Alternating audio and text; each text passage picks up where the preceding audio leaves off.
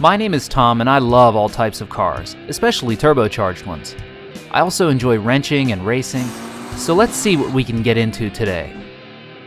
In the Turbo Garage.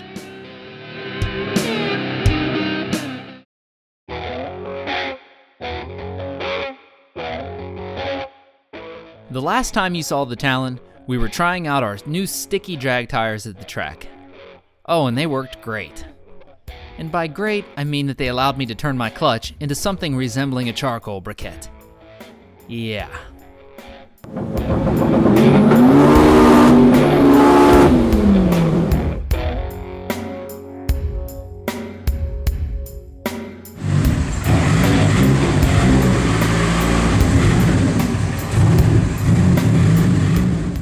Even though those track visits were disappointing, they did show that the car was making great power, which motivated me to get right back to work to fix the problem. So just days after attempting to recreate the temperature of the surface of the sun inside my bell housing, I pulled the old beast into the garage, got it up in the air, and began tearing it apart. I've always thought that a clutch job in an all-wheel drive DSM was a very straightforward task. Maybe it's because I've done it a few times, or I've always had good instructions to use, but it's not a hard job as long as you take your time and follow the proper steps. Just get yourself a good basic tool set, a jack and some jack stands, and the factory service manual for the proper steps and torque figures. There are also many great tutorials online with detailed info and instructions. After getting the Talon up in the air, I pulled off the front wheels. This is necessary to provide access to the suspension and transmission area. Next, I disconnected the battery and began removing the turbo plumbing, starting with the intake pipe. Here's a handy tip that has helped me over the years. When disconnecting various hoses and electrical connections, label them with a piece of blue painter's tape. The labels will help you remember where things go, and the bright blue color stands out in the engine bay. Next, we removed the upper intercooler pipe. Oh, and remember that battery tray I made last year? It's holding up great. Ouch! Not again. After breaking out the old eye patch, I pulled the battery out and removed the lower part of the battery tray. With the turbo plumbing and battery out of the way, we can now disconnect the shift cables and move them aside.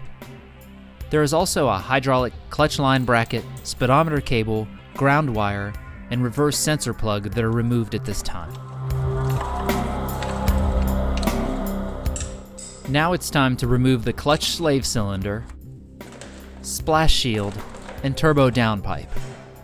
Be sure to spray some penetrating oil on those nuts and bolts to help loosen them up.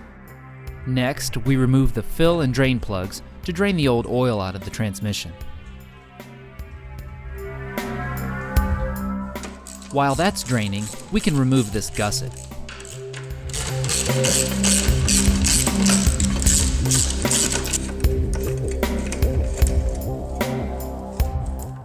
After that, we loosen the bolts on the transfer case.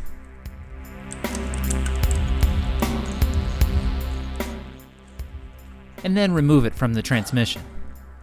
Be sure to support your drive shaft by tying it up to the underside of the car. Then we remove this cross brace. Next, we crawl into the passenger fender well, pop off these rubber plugs, and remove the transmission mount bolts.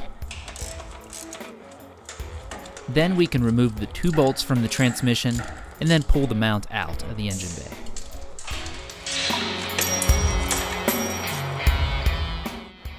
Next, I remove the 2 starter bolts. Since I have a scatter shield, these are kind of tough to see and reach. While loosening these, be sure to support the starter with your free hand. There are many special fasteners on these cars, so it's important to keep them organized. I either keep the hardware with the part they belong to, like threading the bolts into the transmission mount like you see here, or I make a simple cardboard organizer to hold on to them. Now it's time to remove the front axles. First, pull out the cotter pin that holds the axle nut in place. Then you can break the nut loose. You can use air tools here. I just like the tactile feedback that a regular tool provides.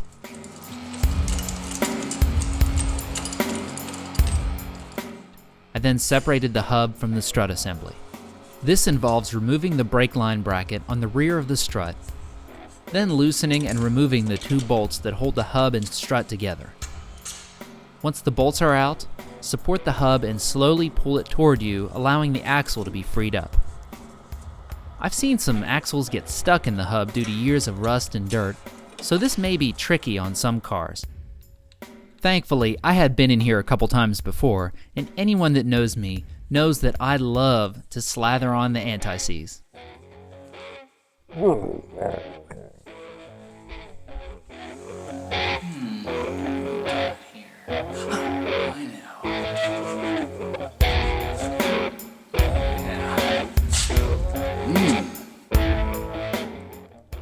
Oh, I'll goop it onto anything. Anti-seize sandwich.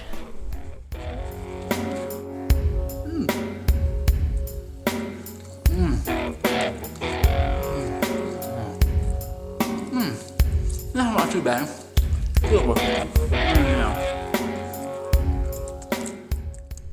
Where were we?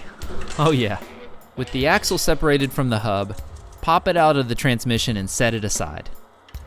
I like to put the nuts and bolts back in the hub and strut to hold them in place. Next, we remove the driver's side axle, which uses a carrier bearing on the back of the engine block. Unbolt it, and the axle assembly slides right out. With all of that done, it's time to support the transmission and unbolt the bell housing bolts. Don't forget this sneaky but important one back here. The transmission is a tight fit in the engine bay, so it takes some wiggling and wobbling to get it out. Just take your time and keep checking all around the transmission to make sure you aren't caught on anything.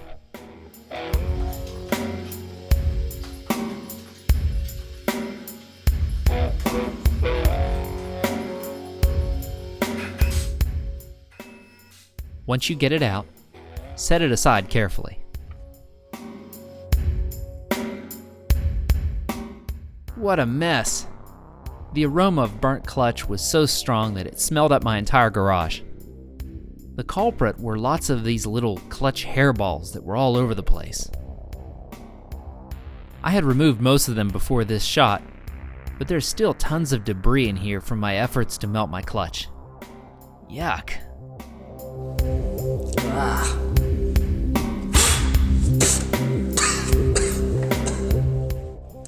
Now let's check out the damage on the clutch, pressure plate, and flywheel. This flywheel looks awful. You can see hot spots all over this thing and all sorts of melted junk on there. This is pretty much the worst flywheel surface that you could ever want.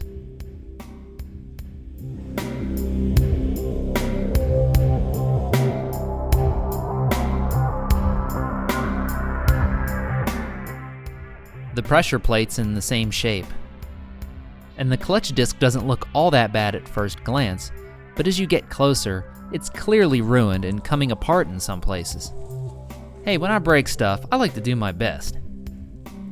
These parts are all in bad shape, but it's expected given that they were all more than 5 years old and have seen tons of abuse at power levels well over the manufacturer ratings. Hey, we got lots done today. Just check out our huge parts pile.